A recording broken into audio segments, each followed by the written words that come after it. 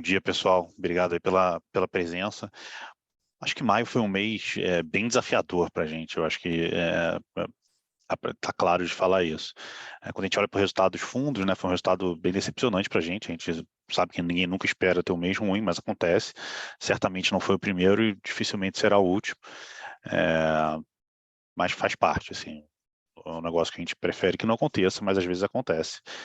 Quando a gente olha para o resultado, a maior parte disso absolutamente veio da parte externa, tá? Eu acho que eu vou falar um pouquinho sobre isso, cenário externo para a gente já vinha falando há um tempo, na nossa visão estava se abrindo uma bifurcação de para onde o cenário poderia caminhar, e claramente foi para o outro lado que a gente achava assimétrico, tá? O que eu quero dizer com isso? Quando a gente olha para os últimos 18, 24 meses, as grandes posições que a gente tinha eram posições que se beneficiavam da alta de juros nos Estados Unidos. A gente sempre falou que a gente via a economia americana uma economia super sólida, crescendo muito bem, mercado de trabalho super pujante, consumo forte, as famílias desalavancadas e com bastante caixa, que gerando um consumo alto, que demandaria um nível de juros mais alto, e aquele nível de juros ia acabar impactando no resto dos ativos, poderia gerar riscos de recessão e por aí vai.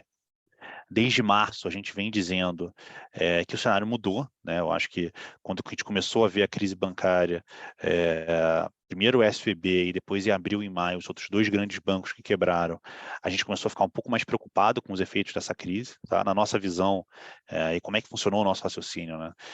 Você olha para o setor financeiro americano, desde 2008, né, pós-crise de 2008, uma consequência da regulamentação que veio depois de 2008 foi impedir que os grandes bancos crescessem muito em crédito, que os bancos menores aumentassem muito sua exposição em crédito, fez que os bancos menores ganhassem muita relevância. Eles são financiados por depósitos, mais de metade dos depósitos americanos não é segurado, né, uninsured, como diferente do que é no Brasil, com um começo de saída de depósito e três grandes bancos quebrando. E é importante lembrar, das 5 maiores quebras bancárias dos Estados Unidos, 3 vieram esse ano. A gente achava que tinha um risco relevante de você ter um movimento de depósitos, uma fuga de depósitos, saindo ou para fundo de money market ou para os grandes bancos, que têm um seguro mais específico, e isso poderia gerar uma rodada de piora. Não só isso não veio em nenhuma magnitude, como ao mesmo tempo a gente teve um movimento muito sólido na economia americana, né? Os dados surpreenderam muito positivamente, a economia está bem mais forte do que a gente imaginava. E concomitantemente a isso, a gente está tendo uma revolução capitaneada por inteligência artificial, esse tipo de coisa.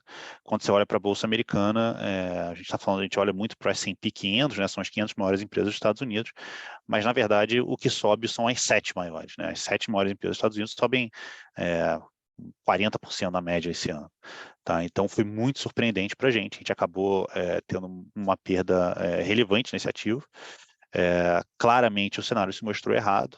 Pode ser que esse cenário um dia se materialize? Pode ser, mas a gente está muito cedo ou está errado, não é substancialmente diferente. A gente optou por zerar completamente essas posições, então hoje a gente de fato tem um risco muito baixo na alocação internacional. Tá? Como eu falei, a Bolsa Americana foi o maior detrator no mês, mas não foi o único, tá? A gente teve perdas também em algumas posições táticas em juros nos Estados Unidos, uma posição aplicada em juros no México, uma posição de inclinação na curva de juros do Chile. Essas outras posições a gente mantém, tá? O México a gente rezerou recentemente, diminuiu bastante. O Chile a gente mantém. A gente acha que é uma posição que a gente pretende carregar durante um tempo. Mas, de todo jeito, olhando lá para fora, a gente diminuiu substancialmente o risco. Como eu falei, a gente achava que tinha uma assimetria, o mercado caminhou para o lado oposto do que a gente imaginava, com uma intensidade muito maior do que a gente achava. Eu acho que ficou claro que não se materializou o que a gente achava, então a gente optou por diminuir substancialmente as posições. Então, ratificando que no cenário, na alocação internacional, a gente hoje tem um risco muito mais baixo, e, de fato, a gente vê uma insegurança muito grande em relação ao cenário. Acho que o melhor exemplo disso é quando a gente olha a precificação da reunião de julho do Fed. Há 2 meses atrás, 2 meses e pouco atrás, o mercado precificava queda de juros em julho, hoje o mercado precifica uma alta de juros em julho. O mercado chegou a precificar um Fed Fund terminal em torno de 4 no final desse ano e já precifica acima de 5 de volta. Então foi uma mudança muito grande de cenário, né? Então não só os dados vieram muito mais fortes, como eu falei, como não teve a piora de depósito, como ainda por cima você teve essa revolução em cima disso e acabou mudando muito o cenário na nossa visão.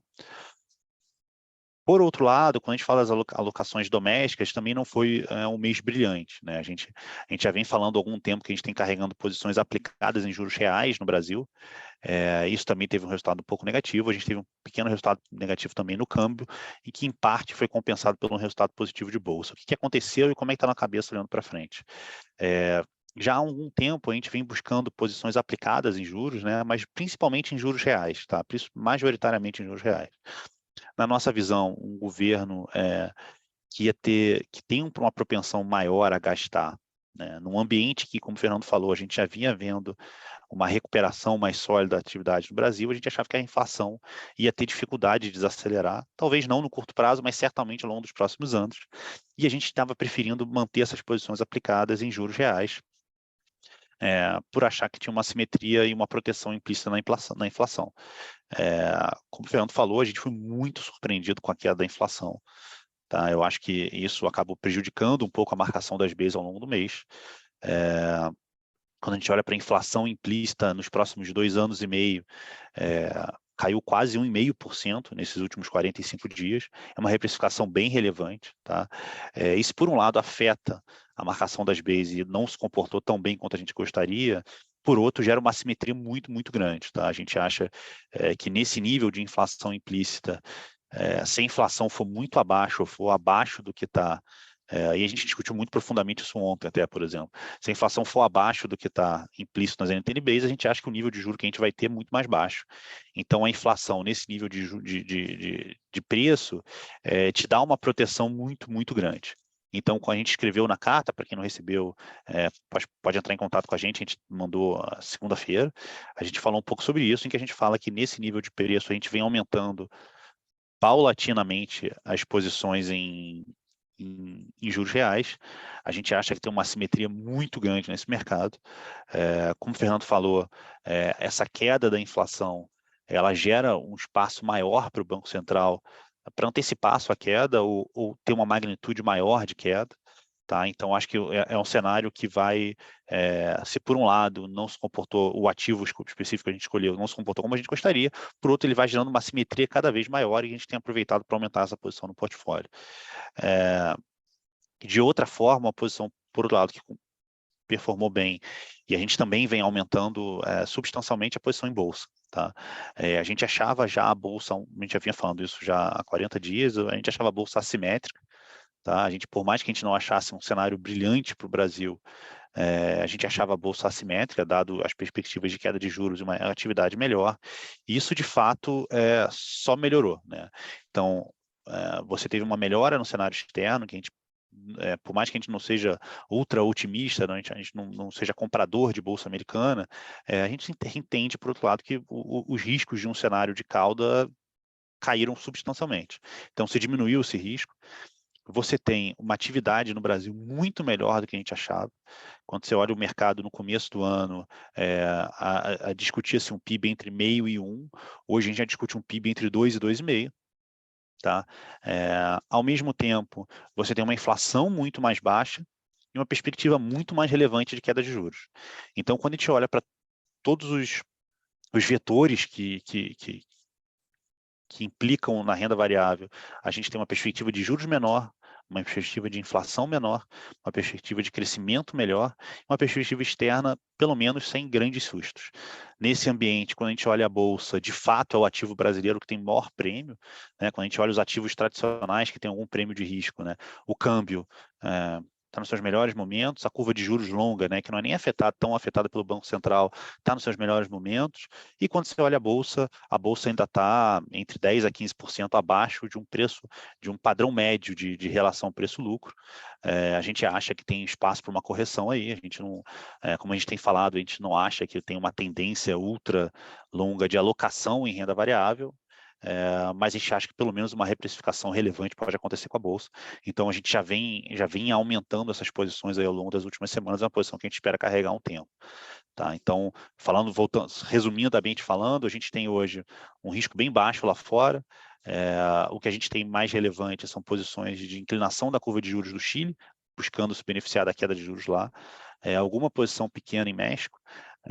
No Brasil, a posição em juros reais que vem sendo aumentada ao longo das últimas semanas, tá? A gente entende que não performou tão bem quanto a gente gostaria, mas a gente reforça que a assimetria que vai se criando nesse mercado é muito grande, e a gente vem aumentando a posição em renda variável, que a gente acha que de fato é a maior assimetria no curto prazo, tá?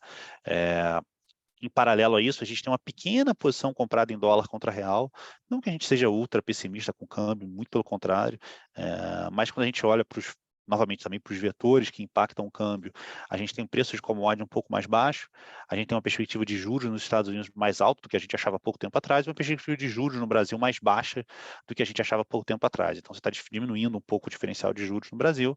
É, tudo isso não quer dizer que o câmbio vai ter uma grande estilingada, muito pelo contrário, mas a gente tem um portfólio que é mais otimista com o Brasil, a gente acha que compõe como uma proteção, ainda que seja uma proteção bem pequena.